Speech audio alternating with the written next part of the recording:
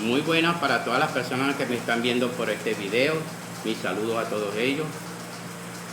También saludos para mis hermanos santos de los últimos días. Mi nombre es Bartolo Guasamucares. Hoy les voy a explicar acerca de qué significa en la Biblia donde dice la roca, y también qué significa la piedra, y también qué significa pared emblanquecida, ¿ok? Y esto lo voy a dar, esta clase la voy a dar para la gloria de Dios, en el nombre de Jesucristo, amén. Cuando nuestro Señor Jesucristo estuvo aquí en la tierra, Él dio una semejanza, ¿verdad? Que el que iba a entrar en la doctrina de Él tenía que entrar y edificar en su doctrina, que su doctrina era como una roca, que edificara en la roca. Ejemplo, habían personas en Jerusalén que hacían casas de barro, de arena, y la hacían barro con paja y habían otras que buscaban roca, y de esta roca sacaban piedras, ¿verdad? Y las sacaban detalladas con forma de bloque, iban construyendo sus casas. ¿Qué sucedía cuando venía la tempestad de las lluvias, los vientos? Las que hacían las casas sobre arena, ¿verdad? Esas casas perecían y caían. Tenían que volverlas a reconstruir por la destrucción que les sobrevendía a esas casas. Pero los que edificaban en las rocas, después de traer las rocas, ellos de esas rocas hacían varias piedras, salían las piedras, y edificaban murallas y edificaban casas. Y el viento y la tempestad no destruía sus casas. Por eso nuestro Señor Jesucristo da un ejemplo, ¿verdad? Es que la roca de Jehová significa Jesucristo, como dice la gente, sí. Pero en sí la roca es el santo sacerdocio que Jesucristo tenía. Por eso Él le dice a Pedro, sobre esta roca, él dice, pero sobre esta roca edificarás mi iglesia. Él no estaba hablando de una roca terrenal, no, como lo tiene en Jerusalén, una piedra grande, no, Señor, no estaba hablando de nada de piedra terrenal, estaba hablando de una piedra espiritual, semejanza. Cuando hablaba de esa roca era una semejanza de una piedra terrenal a una piedra espiritual. Daba a entender, claro y entendible, que el que entrara en su doctrina tenía que edificar sobre su sacerdocio. ¿Ok? Voy a ponerle un ejemplo de las construcciones que se hacían antes en Jerusalén. Un ejemplo. En Jerusalén, aquí tengo un dibujito, ¿verdad? En Jerusalén las puertas eran ovaladas, no cuadradas. ¿Por qué eran ovaladas? Porque ellos a colocar cuadradas tenían que colocar un bloque rectal largo. ¿Y qué hacía con ese bloque rectal? Las construcciones partían y caía la edificación. ¿Ok? Surgió bien la idea de colocar una piedra angular. ¿Qué sucede con la piedra angular esta que va aquí, que parece un triángulo? Es que esta piedra angular resiste el peso de arriba, la presión del peso de arriba, y también resiste la presión del peso que viene de ambos lados, de derecha o izquierda. Al recibir esa presión, esta piedra tiene un poder que resiste todo esto, y toda esta edificación no cae. ¿Ok? ¿Qué quiere decir esto? Acuérdense que nuestro Señor Jesucristo, los discípulos le preguntaron por la destrucción del templo. ¿Y qué le dijo nuestro Señor Jesucristo? Ustedes ven esa que está allá, pero Jesucristo no se estaba refiriendo a un templo temporal. Allá, en esa parte de afuera, estaban los sumos sacerdotes. Y él lo dijo, no quedará piedra sobre piedra que no sea destruida. Él se estaba refiriendo que cada piedra, cada sacerdote representa una piedra espiritual. Cada sacerdote representa una piedra espiritual. ¿Por qué? Porque fue formada de la roca de Jesucristo. Cada piedra, cada bloque fue formada de la roca de Jesucristo. ¿Ok? De esa roca de Jesucristo. Si nosotros, cuando leamos a Mateo, ¿verdad, hermano?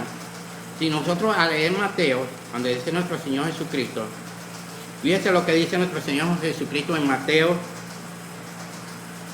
21, 42 al 45. Jesús le dijo, ¿nunca leíste en las Escrituras, la piedra que desecharon los edificadores ha llegado a ser la cabeza del ángulo. El Señor ha hecho esto. La piedra que desecharon. Él hablaba como una construcción espiritual. Representaba a Jesucristo, esa piedra. Y mire lo que dice el 44. Y mire lo que dice.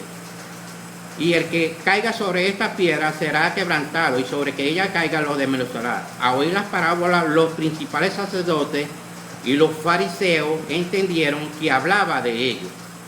Ya los fariseos entendieron esta parábola que nuestro Señor Jesucristo daba una semejanza de una construcción. Que nuestro Señor Jesucristo sabía que los judíos estaban construyendo el reino de Dios. Pero como ellos rechazaron a Jesucristo como sumo sacerdote, porque Jesucristo le fue dado el sacerdocio menor y el sacerdocio mayor. Eso lo consiguen, hermanos, en Hebreos 5, desde el 1 hasta el 6. En el 6 dice que recibió el sacerdocio Melquisedec, que fue el día de la transfiguración que tuvo Pedro, Santiago y Juan. ¿Ok? ¿Y quién le dio el sacerdocio menor? Fue su padre. ¿Y quién le dio el sacerdocio mayor? Fue su padre. Y Jesucristo entró a predicar como un santo sacerdote real.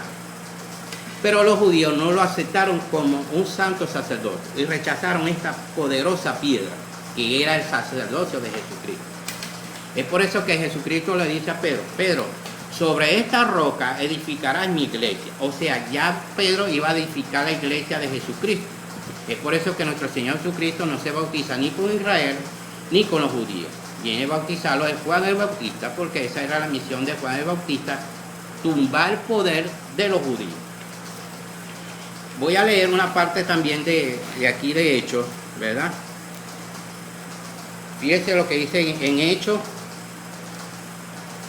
23. Voy a leer Hechos 23, ¿verdad? El versículo 1 y el 2, cuando Pablo fue golpeado. Entonces Pablo miró fijamente al concilio y dijo: varón, hermano, yo con toda buena conciencia he vivido delante de Dios hasta el día de hoy. El sumo sacerdote Ananías mandó entonces a los que estaban junto a él que le golpease en la boca. Entonces Pablo le dijo: Dios te golpeará a ti, pared emblanquecida. ¿Cómo le dijo? Pared emblanquecida, le dijo Pablo al sumo sacerdote. El sumo sacerdote representaba a una pared emblanquecida, a estos bloques que estaban aquí. Es por eso cuando dice nuestro Señor Jesucristo: no quedará piedra sobre piedra que no sea destruido. ¿Ok? Entonces, si nosotros también nos vamos a Primera de Pedro, voy a leer Primera de Pedro, ¿verdad? El capítulo 2 y el versículo desde el 5 hasta el 9. Vamos a ver lo que dice nuestro Señor Jesucristo. Vosotros también, como piedra viva, sed edificados como una casa espiritual y un sacerdocio santo. Una casa espiritual y un sacerdocio santo. El que aquí, ¿verdad? En Primera de Pedro se está hablando claro y entendible que el sacerdocio representa a la piedra viva de Jesucristo, edificado sobre esta piedra viva. ¿Ok? Nosotros estamos edificados sobre la piedra viva de Jesucristo. El sacerdocio es un sacerdocio de Jesucristo, es real. Vuelvo a leerlo lo que dice en el 5. Vosotros también, como piedra viva, sed edificado como una casa espiritual, un sacerdocio santo, para ofrecer sacrificio espiritual agradable a Dios por medio de Jesucristo. Todo lo que se convierte en este convenio sempiterno de Jesucristo en estos tiempos, a través de este joven llamado José Smith, que le fue entregado el Evangelio y la restauración de este Evangelio por medio de un ángel que también se llama Moroni. Él tenía el santo sacerdocio. Por eso es que ese ángel Moroni no era anatema, porque él también estaba edificado sobre la roca de Jesucristo. Y estas 3.000 congregaciones que existen hoy en día no están edificadas sobre la roca de Jesucristo. ¿Por qué no están edificados sobre la roca de Jesucristo? porque no tienen el santo sacerdocio, porque ellos vienen de la tribu de Israel, de la tribu de Judá y de la gran Babilonia, la gran ramera. ¿Ok? Es por eso que voy a seguir leyendo aquí el 6.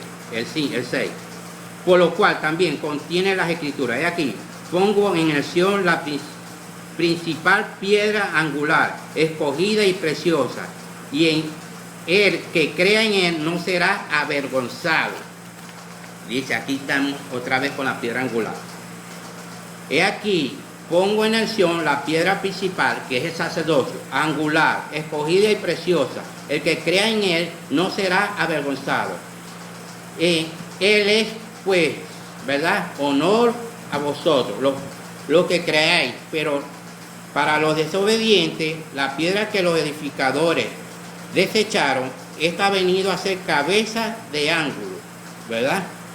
Y piedra de trompiezo y roca de escándalo para aquellos que, siendo desobedientes, tropiezan en la palabra, para la cual les fueron también señalados.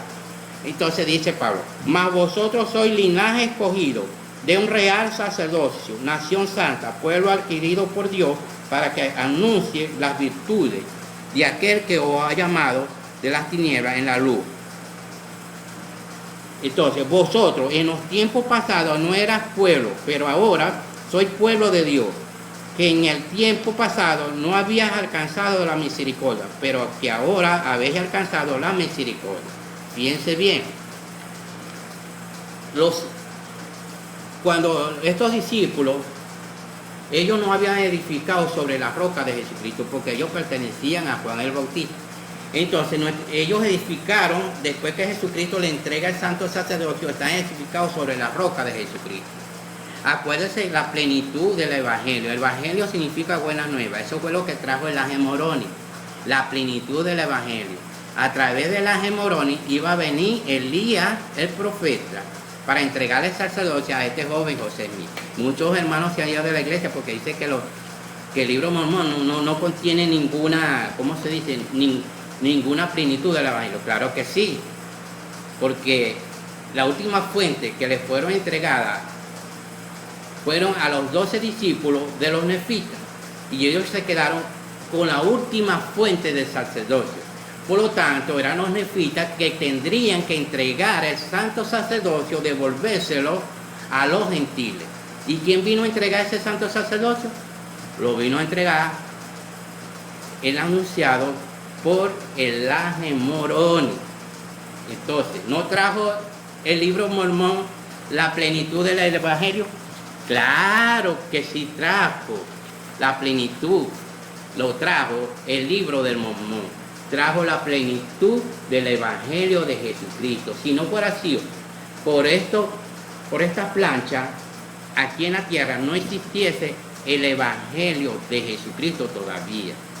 Porque hasta acá es la plenitud que estaba debajo de la tierra, que fue enterrado con el propósito de Dios para un futuro, era para entregárselo a este joven que ya estaba constituido de antes de venir a la tierra, así como lo fue David, Salomón, Moisés, y ya ellos estaban constituidos para hacer esa obra.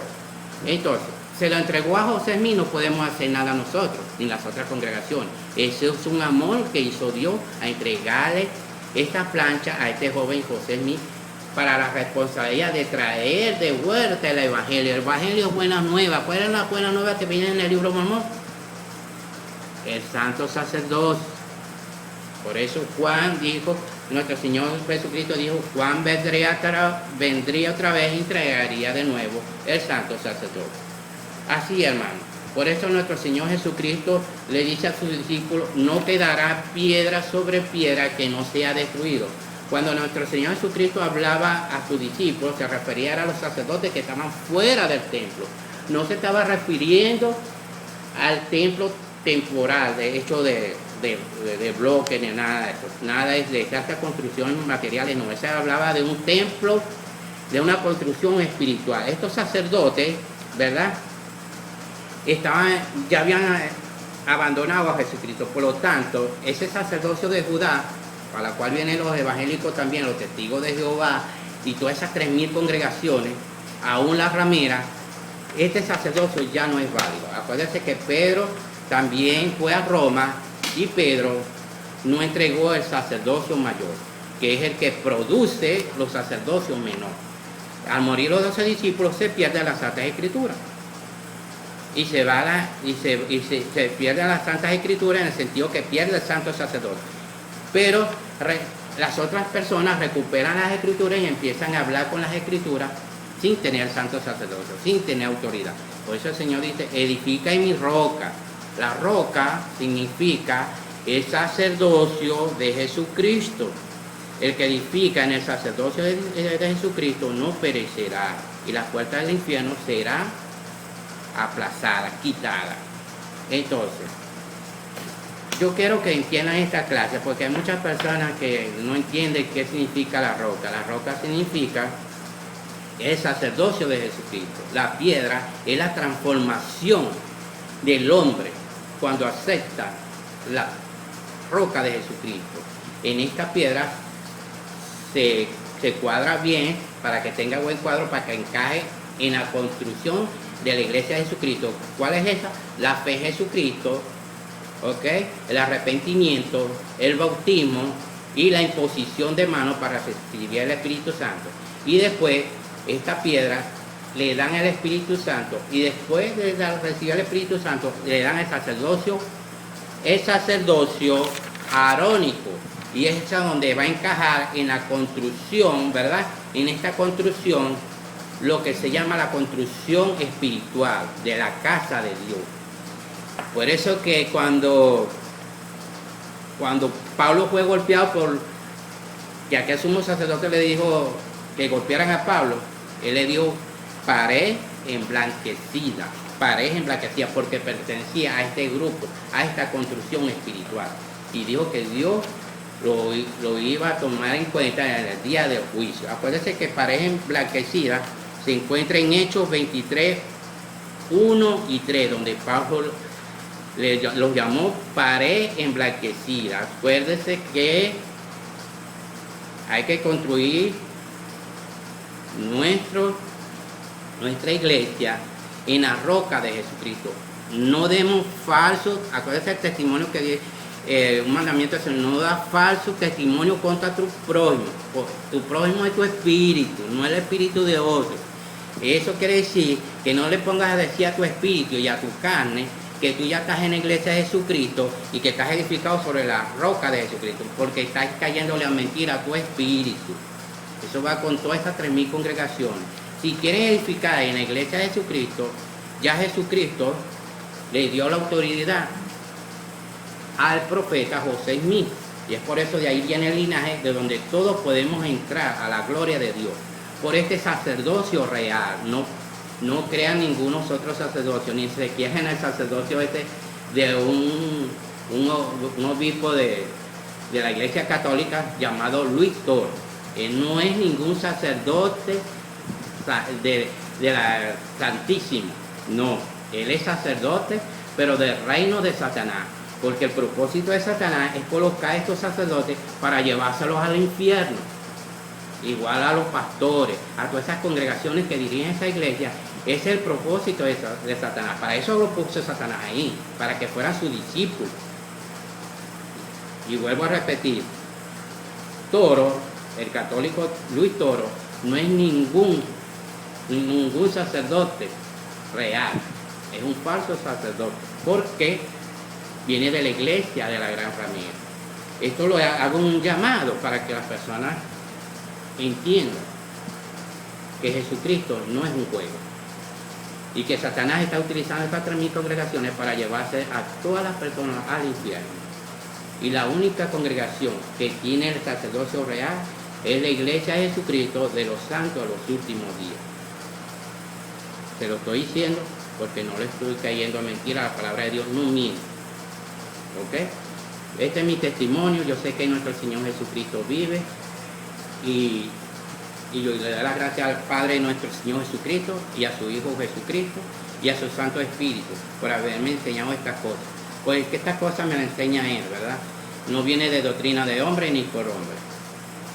Y esto lo dejo para la gloria de Dios, en el nombre de Jesucristo. Amén.